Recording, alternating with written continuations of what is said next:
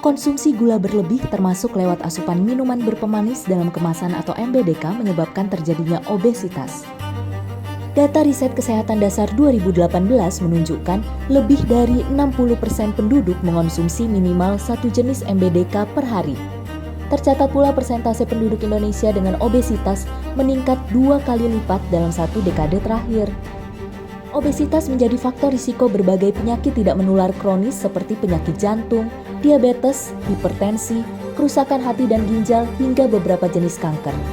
Sampai saat ini, stroke, jantung, dan diabetes masih menempati 3 penyakit penyebab kematian tertinggi di Indonesia.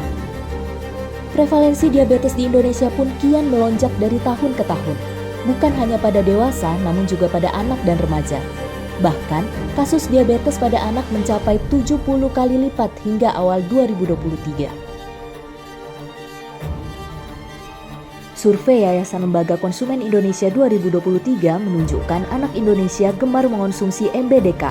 Tercatat 31,6% anak mengonsumsi MBDK sebanyak 2 hingga 6 kali seminggu, bahkan 21,6% anak mengonsumsinya setiap hari. Mengapa mereka kemudian tingkat konsumsinya sangat tinggi? Karena salah satu pencetusnya adalah karena sangat mudah diperoleh di tempat si anak-anak dan remaja itu berada, khususnya warung-warung di dekat rumah, bahkan juga di kantin sekolah atau bahkan di rumah sakit.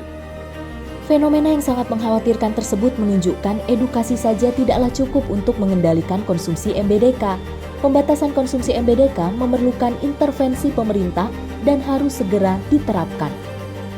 Tetapi yang utama adalah bagaimana menekan pola konsumsi masyarakat itu dengan pengenaan cukai, karena cukai dibayar konsumen sehingga konsumen punya kesadaran atau dorongan untuk mengurangi konsumsinya. Kalau dari survei yang kami lakukan, utamanya terkait dengan rencana atau wacana pengenaan cukai oleh pemerintah, itu dari responden yang kami survei itu 58% itu mendukung.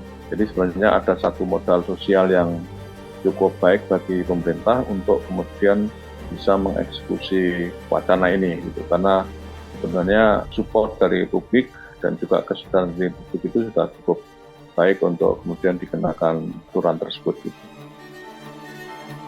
Pengenaan cukai MBDK bukanlah hal baru di dunia. Sudah ada 49 negara yang menerapkannya, termasuk di kawasan Asia Tenggara, yakni Thailand, Brunei, Filipina, dan Malaysia. Ya, kita kalau besaran cukai dalam konteks MBDK ini kan merekomendasikan besarannya sekitar 20%. Pengalaman negara-negara seperti di Afrika Selatan, di Brasil, Meksiko itu dengan pengenaan cukai 20%. Itu bisa menurunkan 29-30% konsumsi MBDK gitu.